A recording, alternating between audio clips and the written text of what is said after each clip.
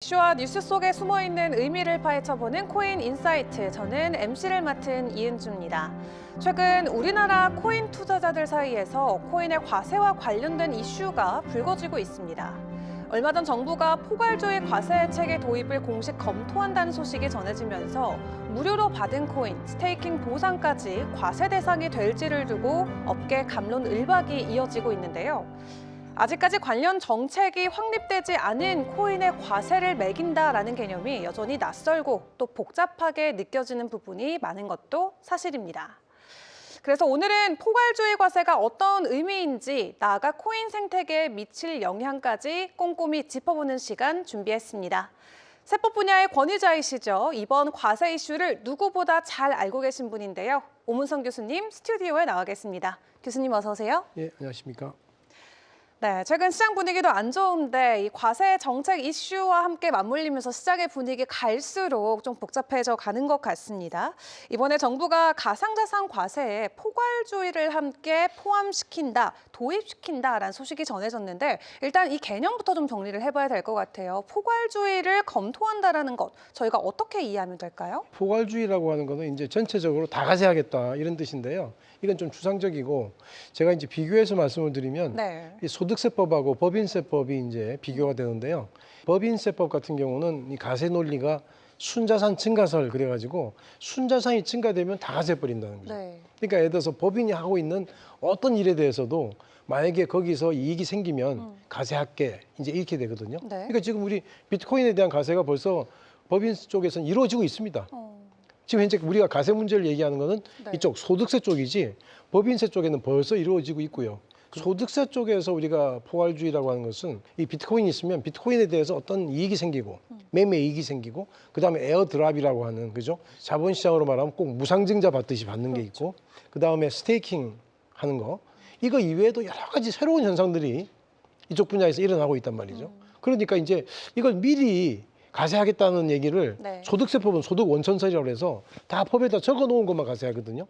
그래서 이걸 곳곳이 이렇게 적으려다 보니까 너무 이제 범위가 넓어지니까 전체적으로 다 가세해버리자 그냥 통으로 해버리겠다. 하는 네. 얘기인데 실은 소득세법의 소득 원천설이라고 하는 것과는 조금 궤를 달리하죠. 사실 이미 이 과세라는 것 자체가 지난 2020년도 초반부터 나왔었던 이야기고 이 정권이 바뀌면서 계속해서 좀 딜레이가 몇 차례 되다가 결국 최종적으로는 내년부터 과세를 하겠다라는 건데 그 내년부터 하는 과세가 이제 포괄주의를 도입해서 시작을 하겠다라는 거죠. 그렇죠.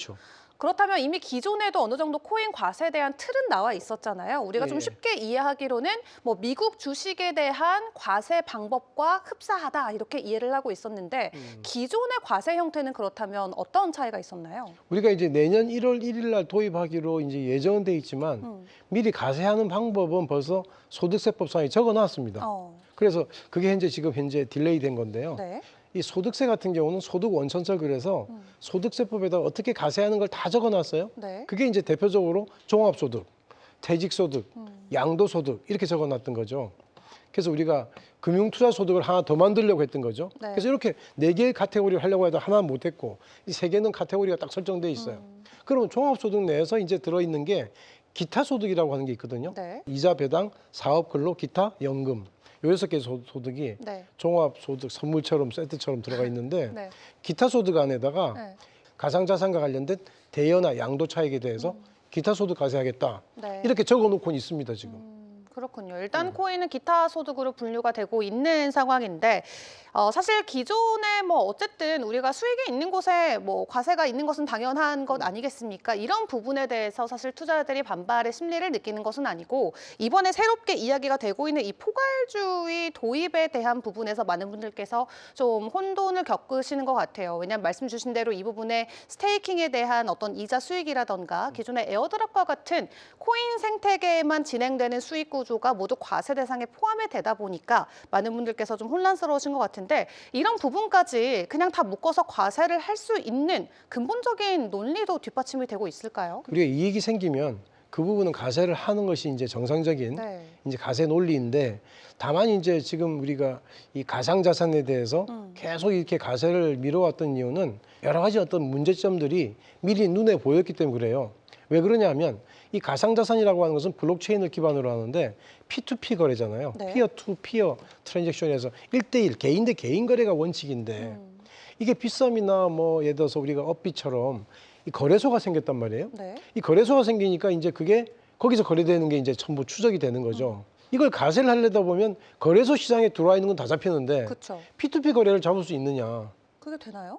찾기 힘들죠. 현재 우리가 가상자산 거래소에 들어와 있는 이 부분은 과세를 하는데 과세하더라도 네. 이 부분에서 빠져 있는 부분들에 대한 과세가 안 이루어지니까 이 부분까지도 기술적으로 과세할 수 있는 어떤 나름대로의 능력이 될 때 같이 과세하자라고 했던 거죠. 네. 그래서 그 부분이 지금 현재 이제 국세청에서도 자기들이 준비를 하고 있는 겁니다. 이게 여러 가지로. 네. 말씀 주신 것처럼 사실 거래소에 상장된 종목들의 어떤 거래 내역을 추적해서 과세를 매기는 건 가능하지만 특히 스테이킹이라던가 에어드랍처럼 아예 거래소에 상장도 안 돼 있는 종목에 대한 수익을 과세 매기기에는 구조상 어려울 것으로 보여지고 있거든요. 네, 그렇죠. 그리고 만약에 뭐 예를 들어 리플이 새롭게 에어드랍을 한다. 근데 리플로 하면은 거래소에 상장돼 있으니까 과세 대상이 될 수가 있잖아요. 네. 그럼 리플랩스사 입장에서도 리플이 아닌 다른 코인을 또 발행해서 그 코인을 에어드랍 할 수 있는 또 방안도 사실 있단 말이죠. 당연하죠. 그러니까 충분히 기업들이 돌아가려면 충분히 돌아갈 수 있는 구조인데 네. 굳이 준비가 안 된 지금 시점에서 과세를 이렇게 좀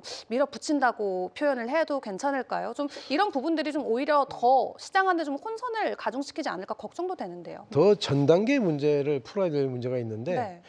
우리 금융투자소득과세가 하려고 하다가 그게 현재 폐지되어 있는 상태입니다. 이게 금융투자소득과세가 폐지되어 있는 상태에서 현재 가상자산에 대한 어떤 이런 코인에 대한 과세가 이루어질 수 있을까 하는 문제도 또 하나의 우리가 해결할 문제입니다. 네. 만약에 가상자산 과세를 하겠다고 나오면 가상자산 과세 지금 그 당할 분들이 아니 그러니까 하고 있는 투자자들이 거의 지금 900만 명에 육박하고 있어요. 네. 거의 1000만 명이잖아요. 그렇죠. 그럼 이분들이 아마 굉장히 저항할 것 같아요. 왜 주식은 과세하면서 우리만 과세하니? 네. 이렇게 나올 거란 말이죠. 이건 근본적인 문제인데 이 문제에서 또 여러 가지 저항이 있을 수 있다. 라는 생각이 들어요. 네, 그래서 실제로 지금 어쨌든 뭐 정부 정책을 놓고 많은 좀 이야기들이 오가고 있습니다만 너무 주식시장을 밀어주는 것 아닌가 하는 좀 불만의 소리도 사실 코인 시장에서는 계속해서 나오고 있는 것 같은데 어쨌든 과세 민감도가 그리고 주식시장보다 더 높을 수밖에 없는 게 저희 시장은 또 24시간 동안 돌아가고 워낙 매매가 실시간 단위로 이루어지다 보니까 이게 뭐 입금과 출금량만 딱 정확하게 파악해서 과세를 매길 수가 있는 시스템인가? 이 부분에 대한 사실 의구심도 있거든요. 이게 내가 얼마를 넣어서 이 날짜까지 얼마 벌었기 때문에 이 것에 대한 수익에 대한 뭐 과세를 하겠다인 것인지 아니면 이걸 종목별로 수익을 다 수익 구간을 나눠서 과세를 하겠다는 것인지 디테일한 부분들이 지금 나온 게 있을까요? 업비시나 빗썸에 이제 그 리스팅된 코인들이 네. 종류가 거의 뭐 100가지 넘을 거거든요. 100가지 제가 넘죠. 100가지 넘죠. 네. 근데 이렇게 많은 코인들 중에 실은 사람들이 이제 뭐 비트코인만 사는 게 아니라 알트 코인들도 많이 산단 말이에요. 여러분들이 혹시라도 그 살려고 들어가 본 분들은 느끼겠지만 살 때 주식처럼 거래가를 지정해서 사기가 힘들어요. 하도 빨리 움직이니까 이게 지금 거래가를 여기다 지정하면 벌써 네. 올라가 버리고 여기 지정하면 벌써 내려가 버리고 이런 식이 있으니까 짧게 그 보유하고 있고 그 부분을 추적을 해가지고 과세하는 것도 그러니까 실은 뭐 못할 건 아니죠. 우리가 네. 계산장은 복잡하다는 거고 귀찮다는 것뿐인데 그 기술적으로 따라가야 될 문제는 여전히 숙제로 남아 있는 거죠. 그렇습니다. 아직까지 좀 가야 될 길이 멀리 남아 있는 것처럼 느껴지는데 벌써 1년도 채 남지 않은 시간 안에 우리가 과세가 진행이 돼야 되기 때문에 좀 빨리 우리도 준비해야 될 부분들이 많을 것 같습니다. 앞에서도 잠깐 언급하긴 했지만 어쨌든 다양한 형태로 코인 투자가 이어지다 보니까 이게 막는다고 다 막아질 수가 없고 그리고 억지로 막다 보면 오히려 이 정부 당국에서도 최종적으로는 좀 허점이 생길 수밖에 없지 않을까 놓치는 부분은 분명히 나올 것이라는 네네. 예측은 되거든요. 예를 들어 어떤 부분들이 있을까요? 국장 같은 경우는 거래소 시장과 코스닥 시장, 그다음에 이제 미장 같은 경우 미국에서 또 거래하잖아요. 이게 시장이 굉장히 딱딱 정해져 있어요. 볼수 네. 모니터링 해야 될 시장이 딱딱 정해져 있는데 이 코인 같은 경우는 우리나라만 하더라도 뭐 조그만 코인 거래소까지 하면 뭐 20개 넘고 지금 닥사에 지금 그 가입돼 있는 그 회사 그 다섯 코인 개. 거래소는 5개 정도 되잖아요. 거기다 바이낸스까지 거래하고 막 이러니까 네. 정말 굉장히 복잡하고 거기다 또 그게 실은 같은 시간대에 가격이 똑같지 않아요. 네. 똑같지 않아요. 그렇다면 그게 이론적으로는 아비트리지가 재정 거래가 이루어져야 되는데 네. 그게 지금 실제로는 잘 작동 안 하고 있고 그래서 그런 문제들이 상당히 지금 일반적인 주식시장을 보면서 우리가 가세할 수 있어 이렇게 자신감을 가지는 거하고는 조금 많이 양상이 다르다. 네. 이렇게 봐야 될 것 같아요. 네. 지금 코인에 대한 과세 얘기가 사실 나왔던 게 뭐 어제 오늘 일은 아니고 앞에서 언급해 주셨던 것처럼 지금 이 수년째 이어진 상황이었잖아요. 2027년 이제 더 이상의 과세 유예는 없을 것으로 좀 보실까요? 저는 가세 유예가 없지 않고 제 생각엔 틀릴 수도 있지만 네. 가세 유예가 또 될 것 같습니다. 왜 그러냐면 이번에도요? 네. 지금 제가 아까 말씀드린 첫 번째 그 허들을 못 넘고 있다. 아. 왜냐하면 주식에 대해서 가세하지 않는데 가상자산에 대해서 가세하겠다고 하는 것은 실은 형평에 맞지 않고요. 안 맞죠. 두 번째는 지금 현재 가상자산 시장에서 지금 그 이익을 남기고 있는 사람이 대체 얼마나 될까 이런 생각이 들거든요. 네. 대부분 손실이에요. 예전에 뭐 2009년도, 10년도, 11년도 이때 코인 산 사람들이야 뭐 그거는 할 말이 없고요. 그 사람이 몇 사람이 지금 현재 유지하고 있는지 모르겠지만 최근에 트럼프 이익이 들어서면서 가상자산이 좀 좋았던 시기가 있었어요. 네. 작년 10월 말까지 추석 전후에서 그때 막 산 분들은 지금 다 손해예요. 다 손실을 보고 있다고. 네. 근데 이 경우에 뭐 지금 가세한다고 하더라도 실은 사실상으로는 겁낼 사람이 없어요. 이익이 난 적이 없기 때문에. 하지만 괜히 힘들게만 하고 사실상 세수도 별로 들어오지 않는 세수도 않고. 이런 상황이 되면은 네. 아마 정부에서도 크게 힘이 나지 않을 것 같아요. 시청자들께서 이제 보실 때 조금 이제 오해가 있을까 봐 미리 또 조금 더 설명을 드리면 네. 지금 현재 우리나라에서 가세하고 있지 않고는 것은 소득세 쪽만 가세되지 않고요. 상속증여세 가세되고 있고 지금 아까 말씀드린 법인세 가세되고 있고 네. 지금 소득세 쪽에 개인 소득세 쪽에만 가세되고 있지 않거든요. 다만 아까 말씀드렸다시피 소득세법의 기타 소득으로 그 대여나 처분으로 인한 소득에 대해서 가세하겠다고 그랬는데 이게 정말은 큰 문제가 있는 게요. 기타 소득 가세하게 되면 어떤 문제가 있냐면 손실에 대해서 이월이 안 됩니다. 네. 그렇죠. 기타 소득 가세가. 네. 그래서 지금 현재 요번 요 한 기에 대해서는 손실이 나면 세금 안 내고 이익 나면 세금 내잖아요. 네. 그럼 손실 나면은 그게 2차년도, 3차년도에 이익이 났을 때 상계시켜 줄 수 있어야 되거든요. 근데 기타 소득은 그 규정이 없어요. 그래서 그 부분도 현재 기타 소득으로 가기에는 정말 부적합하다. 네. 이게 양도소득으로 가야지. 어. 그래서 이게 기타 소득으로 가게 된 그 어떤 이유가 뭐냐면 이게 무형자산으로 분류했단 말이에요. 국제회계 기준에서. 국제회계 기준에서 무형자산으로 분류해 버리니까 무형자산에 대한 처분에 대한 대여에 대한 소득이 발생되면 기타소득 가게 돼 있었어요. 기존에. 무형자산이라고 정의를 했으니까 네. 얘를 여기다 들여오니까 이게 기타소득이 된 거거든요. 그래서 이게 굉장히 희계적인 관계 때문에 들어온 거라서 네. 이게 사실상 적용이 될 때 정말로 이익이 났을 때 세금을 냈으면 손실이 났을 때는 환급을 받거나 빼줘야 되잖아요. 그렇죠. 근데 그게 지금 안 되고 있기 때문에 그 부분도 정말은 또 큰 문제죠. 애초에 우리가 지금 코인 이 세법 자체가 기타 소득으로 분류가 돼 있는 것 자체가 일단 출발점부터가 조금 잘못됐을 수가 있다. 그렇습니다. 우리가 많은 부분들을 좀 고려해봐야 될 시점이 아닐까 결국 싶습니다. 가세가 되더라도 양도소득으로 가야 되는 거죠. 하더라도 주식, 양도소득 주식처럼. 쪽으로 그렇죠. 네네. 주식과 비슷한 네네. 같은 형태로 조금 이제 소득세를 우리가 내야 된다라고 말씀을 주셨는데 또 코인은 계속 여러 번 언급을 했지만 뭐 에어드랍이라던가 또 코인 생태계만이 가지고 있는 그 야핑이라는 또 문화가 있잖아요. 네네. SNS에서 열심히 활동을 해서 그 활동에 대한 보상을 코인으로 받는 건데 보통 이게 뭐 에어드랍 형태로 진행이 될 때도 있고 아니면 스테이블 코인인 뭐 테더라던가 USDC로 받을 때도 있습니다. 그런 부분들까지 이게 다 잡아낼 수 있는 건지 이런 부분까지도 포괄 아래 다 들어가는 건지도 궁금한데요. 밈 코인을 들고 밈 있었더니 이상한 코인이 들어와 있더라고요. 네. 보니까 그게 보니까 아마 에어드랍인 것 에어드랍으로. 같아요. 근데 에어드랍인데 그 코인이 아니고 네. 다른 코인이더라고. 그쵸. 근데 그게 에어드랍인데 이 에어드랍 같은 경우는 우리가 보통 이제 주식 같은 거로 말하면 무상증자랑 비슷한 거다. 그쵸. 꼭 똑같지 않지만 여러분들이 이제 피부에 닿게끔 설명해 드리려면 무상증자라는 게 주식을 그냥 공짜로 주는 거잖아요. 그렇게 해서 주는 거. 네. 근데 무상증자 같은 경우도 실은 우리 세법이 일부는 가세하고 일부는 가세 안 하거든요. 우리가 이제 여기서는 말씀드리지 않겠지만 의제 배당이라고 하는 거에 속하게 되면 가세해버리고 네. 아니면 가세 안 하고 있는데 회계적인 이론의 논리에 따라서. 근데 이제 에어드랍 같은 경우도 실제로는 지금 코인으로 에어드랍을 할 수도 있고 그죠? 일반 에어드랍은 대부분 코인으로 하더라고요. 네. 근데 스테이킹 같은 경우는 코인으로 할 수도 있지만 실제로 돈으로도 이자로도 준단 말이에요. 서로 이제 이 형태가 네. 지금까지 우리가 이 세상에서 봤던 형태가 너무 이제 못 봤던 것 중에 다양한 형태들이 나오니까 아마 이제 가세관청이나 이제 그 세법을 입법을 하는 쪽에서는 이거 포괄주의로 해놓으면 가세하지 그러니까요. 아니면 이거 커버를 못 하겠다라고 이 생각을 하고 있는 것 같아요.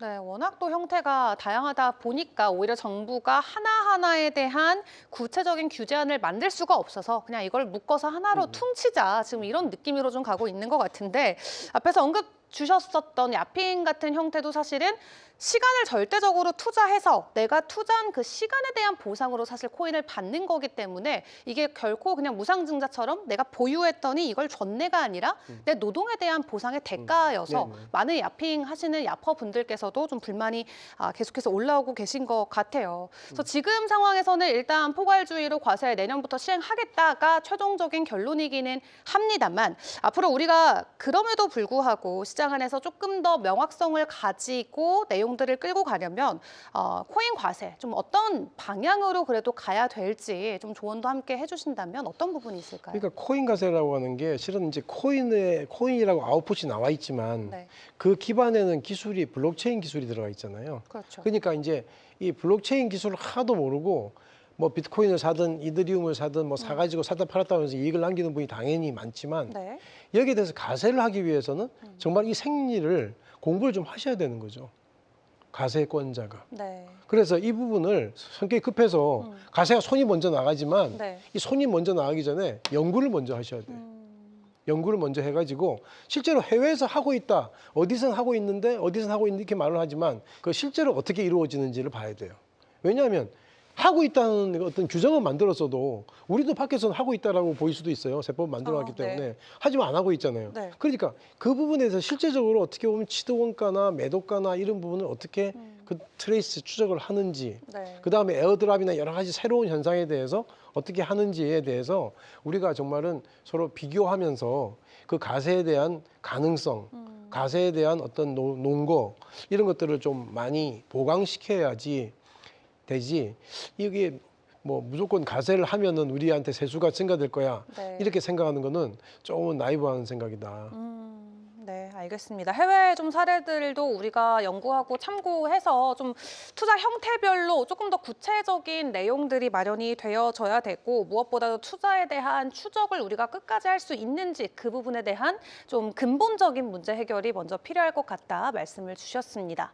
이렇게 오문성 교수님과 함께 코인 시장을 뜨겁게 달구고 있는 포괄주의 과세 영향력에 대해서 심도 깊은 이야기 나눠봤는데요. 오늘 좋은 말씀 고맙습니다. 예, 감사합니다.